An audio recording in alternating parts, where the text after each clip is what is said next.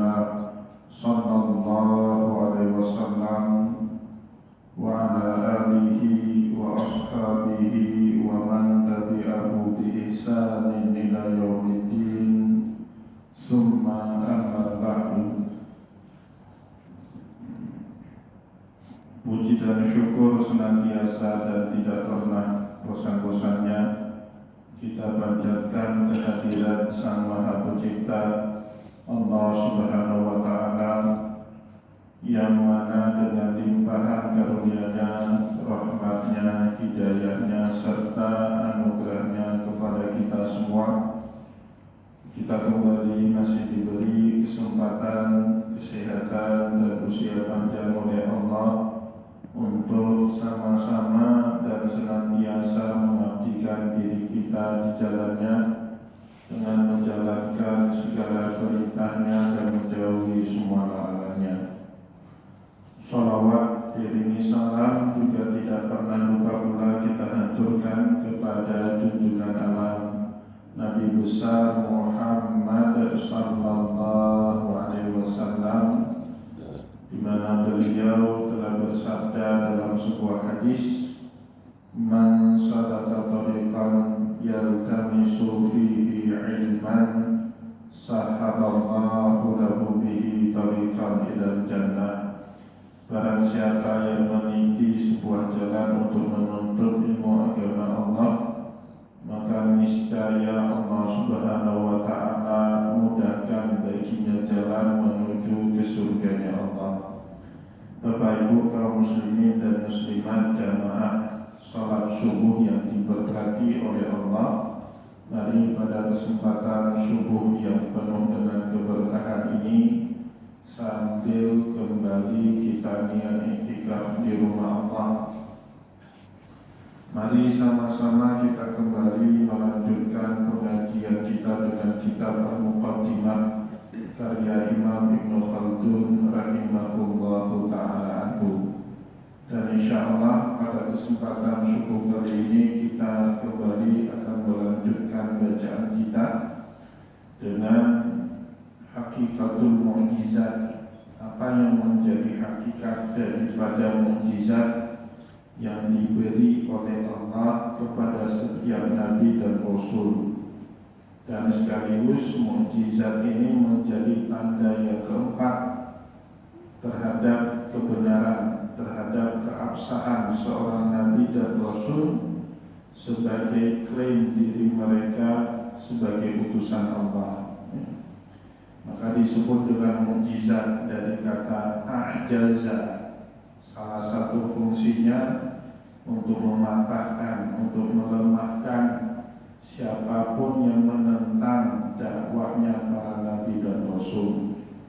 Maka oleh sebab itu pada pertemuan yang lalu kita sudah membaca pendapat para ulama kalau mukjizat itu hakikatnya laisa min fi'li rasul, bukanlah perbuatannya rasul itu sendiri, tetapi itu adalah fi'lullah, pekerjaannya Allah.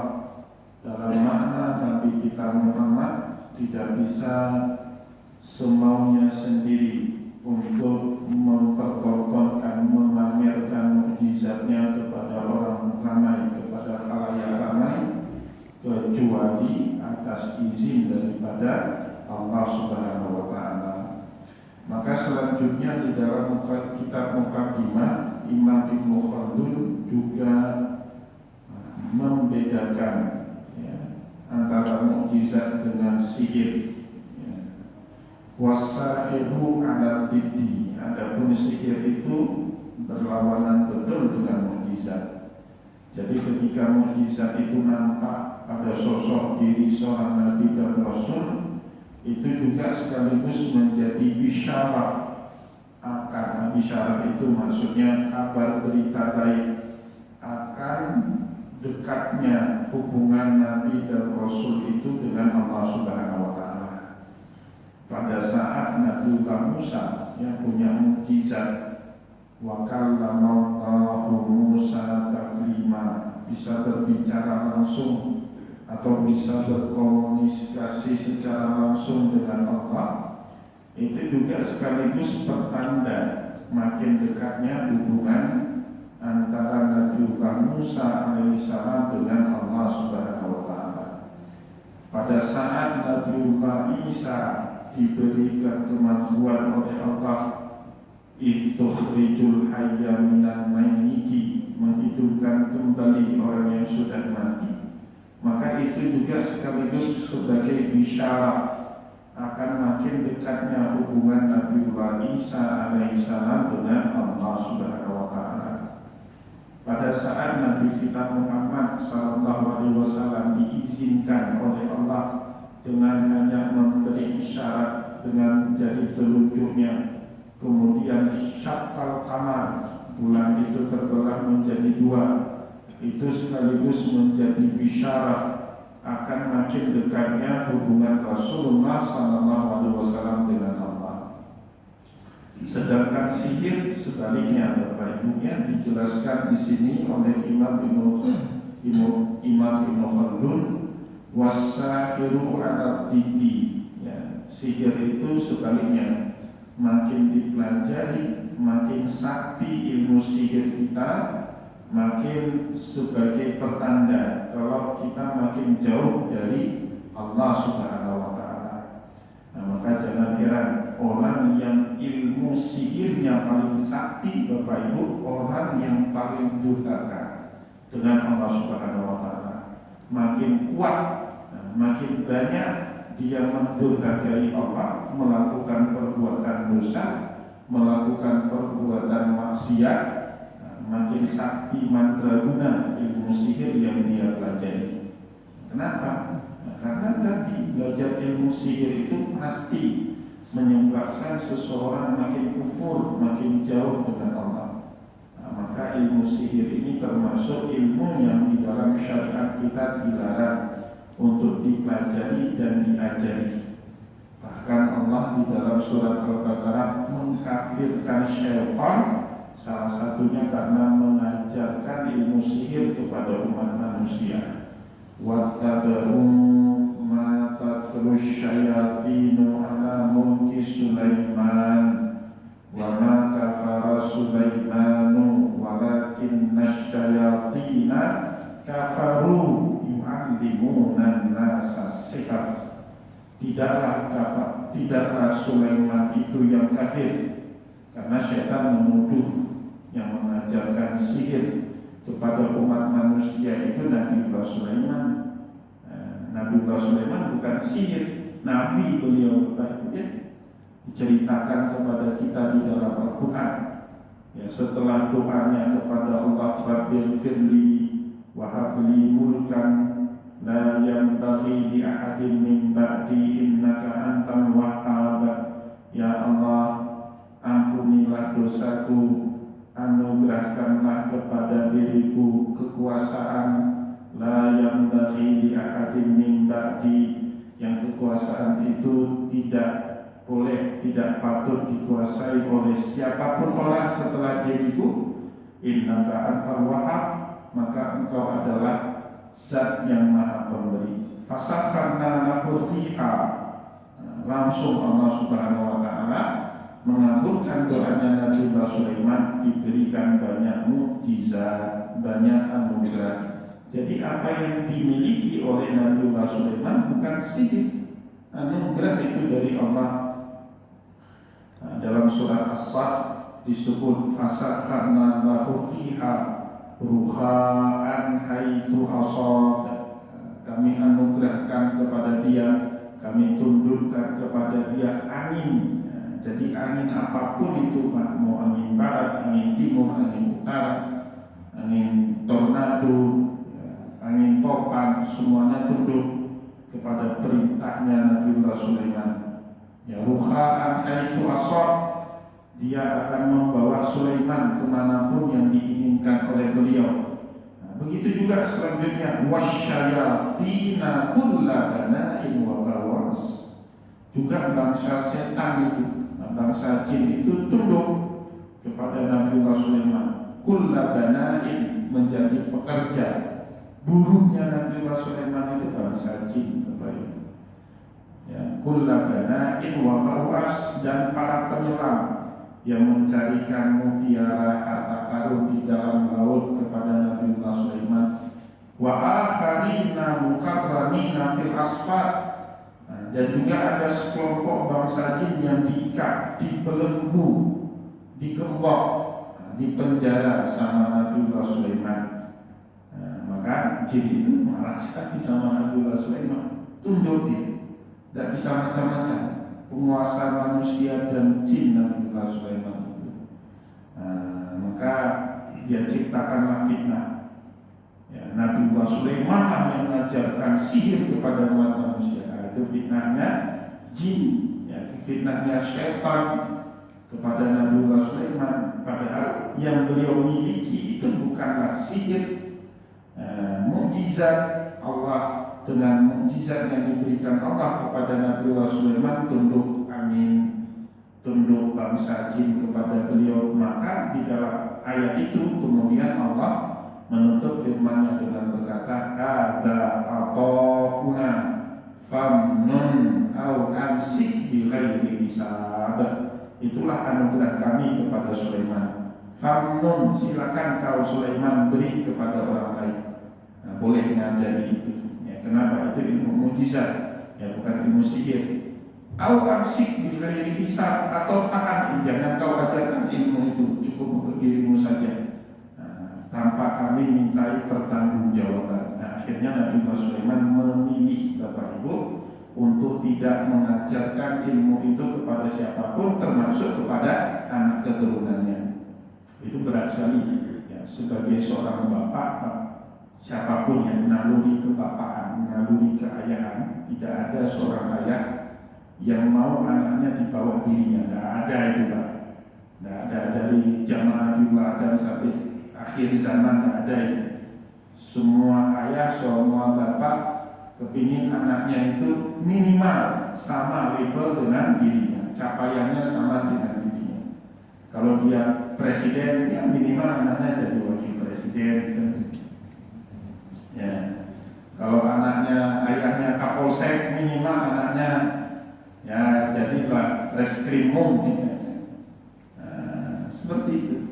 Nabiullah Sulaiman akhirnya milih tidak ngajari ilmu itu bahkan kepada anak keturunannya sendiri. Untuk apa? Khawatir nimbul fitnah di kemudian hari. Sesuai dengan doanya tadi, la yang baki dia ada minta di ilmu ini, ya udahlah untuk saya saja, tidak patut dikuasai oleh siapapun setelah diriku. Maka setelah Nabiullah Sulaiman, hatta Nabi Muhammad tidak punya ilmu itu, Bapak Ibu.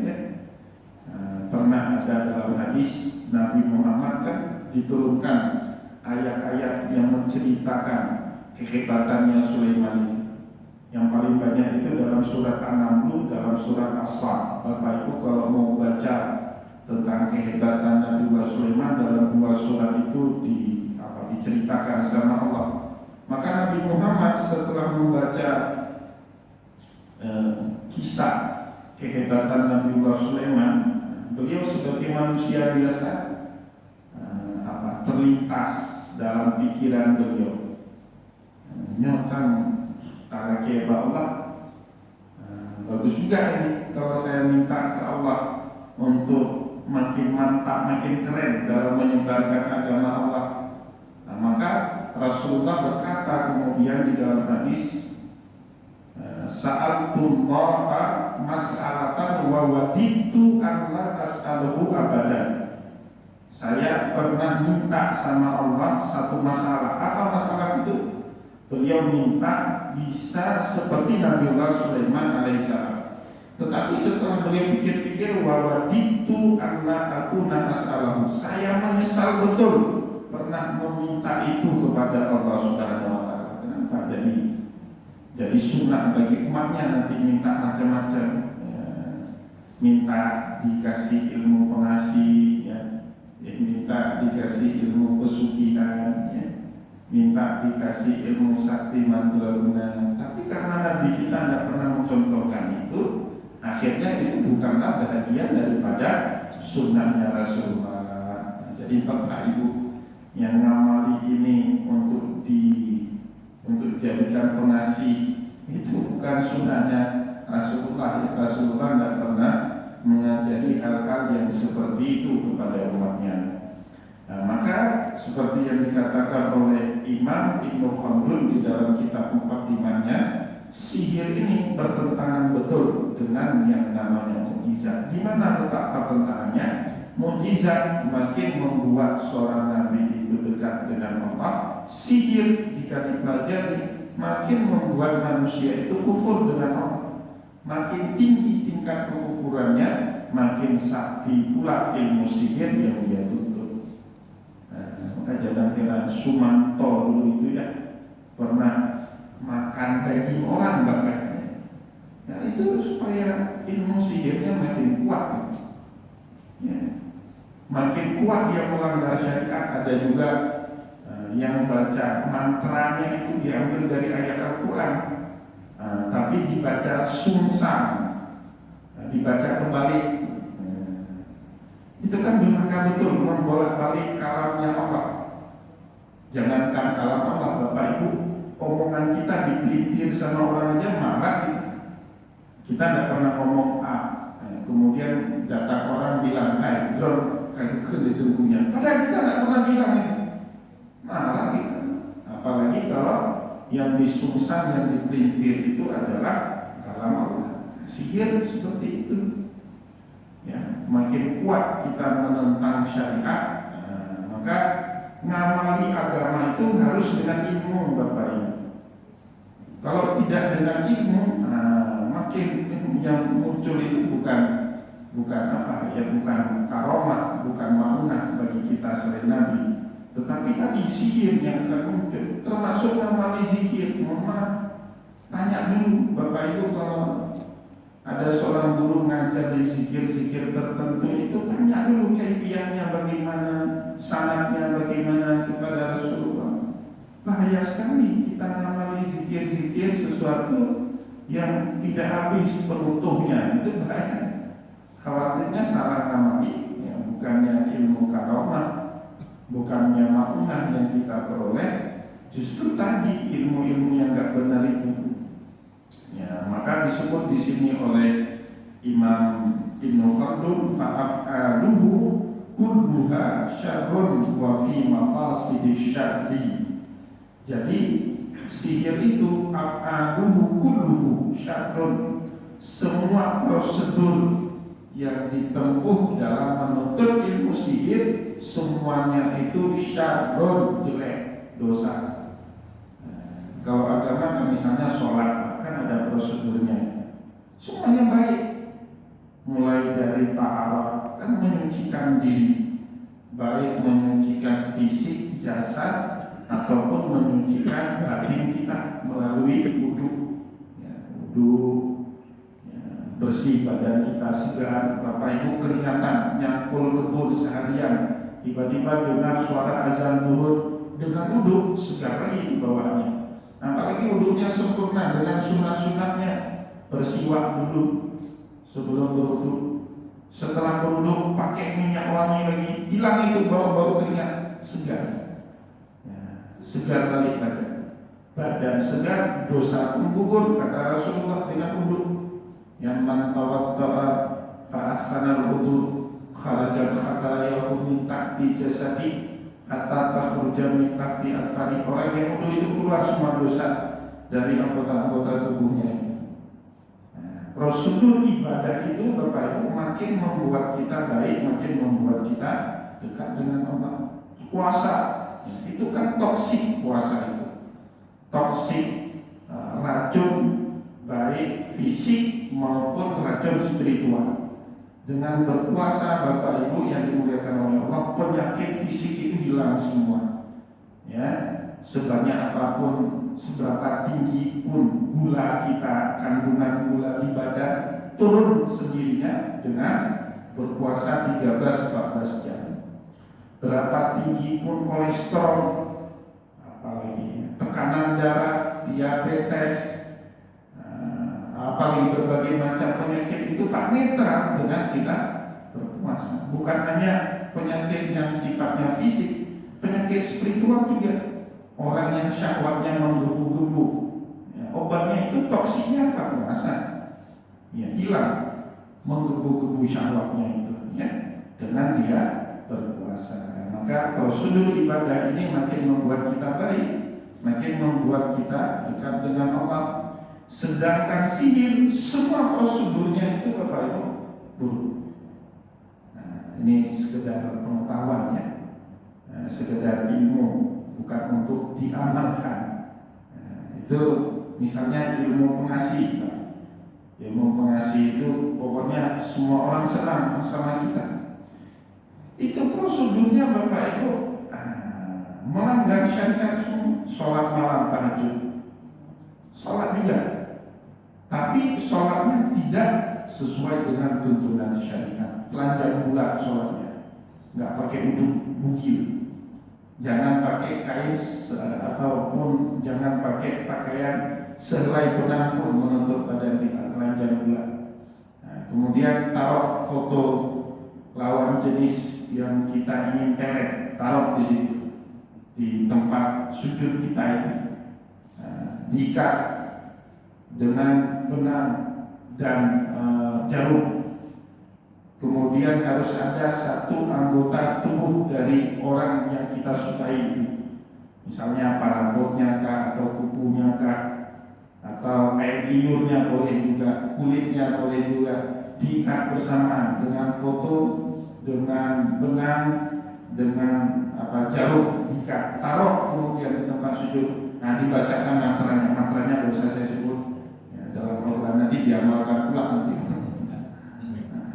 Itu Pak, prosedurnya itu diamalkan 40 hari, 40 malam bangun tahajud. Ya, istri orang pun kita gituin minta cerai sama suaminya. Nah, maka kan tujuan sihir pertama sekali itu dipelajari Pak, yufarriqu bainal mar'i wa zawjihi, untuk memisahkan pasangan suami istri. Kena sihir. Ya, bisa. Cuman kita amalkan itu dosa. Jelek semuanya, ya, penuh dengan perbuatan maksiat. Dari prosedurnya penuh dengan kemaksiatan kepada Allah. Wa fi maqasid syar'i, tujuannya juga penuh dengan dosa. Prosedurnya penuh dengan dosa. Tujuan daripada sihir itu juga dosa. Tujuan sihir apa? Mencelakai orang, membuat susah orang. Suami istri dipisah. Ya, kita nggak senang sama seseorang karena persaingan karir, persaingan bisnis, kita kirimkan santet telur guna-guna kepada orang lain. Ya, itu kan tujuannya. Jadi tidak ada yang namanya sihir itu tujuannya baik, tidak ada itu. Ya, sebagaimana prosedur daripada sihir itu semuanya jelek, begitu juga tujuan daripada sihir itu juga tujuannya jelek semuanya. Tidak ada yang baik daripada sihir itu ya. Wa fariquha anil karamah, begitu juga mukjizat ini berbeda dengan sihir, berbeda juga dengan karomah. Karomah itu kejadian-kejadian luar biasa yang Allah Subhanahu wa taala berikan kepada para wali, kepada para ulama. Juga berbeda antara sihir dengan karomah. Apa bedanya? Anna khawarikan nabiyyi mahsusatun kasu'udi ila sama. Kemampuan mukjizatnya para nabi sangat khusus, tidak bisa dilakukan oleh manusia biasa, hatta para wali. Sehingga kita jangan sampai punya keyakinan wali itu lebih hebat daripada nabi. Tidak. Sebaliknya, para nabi itu semuanya lebih jauh hebat daripada para wali, daripada para ulama. Buktinya apa? Di sini dijelaskan kepada kita oleh Imam Ibnu Khaldun, anna khawarikan nabiyyi mahsusatun. Kemampuan mukjizat yang para nabi itu sangat khusus, kemampuan khusus, tidak sembarangan orang. Hatta para wali pun tidak bisa seperti itu. Kasu'udi ila sama, seperti naik ke langit yang dialami oleh Rasulullah dalam peristiwa Isra dan Mi'raj. Itu tidak ada cerita wali bisa seperti itu. Nabi iya. Bahkan juga Nabi Isa alaihissalam sebelum Nabi Muhammad mengalami kejadian yang serupa. Kata Allah dalam Al-Quran, saat dituduh oleh orang-orang Yahudi, Isa itu mati disalib, tapi Allah bantah, wa ma qataluhu wa ma salabuhu walakin syubbiha lahum bal rafa'ahu Allahu ilaihi. Tidaklah Isa itu dibunuh, disalib. Yang disalib, yang dibunuh itu orang yang wajahnya diserumpamakan dengan Nabi Isa. Kemana juga Nabi Isa? Bal rafa'ahu Allahu ilaihi, diangkat tinggi ke langit oleh Allah Subhanahu wa taala. Wali tidak bisa seperti itu ya, kecuali Superman yang bisa ya. Kalau wali pun tidak bisa kemampuan khusus seperti itu. Wan nufuzi fil ajzamil kasifati.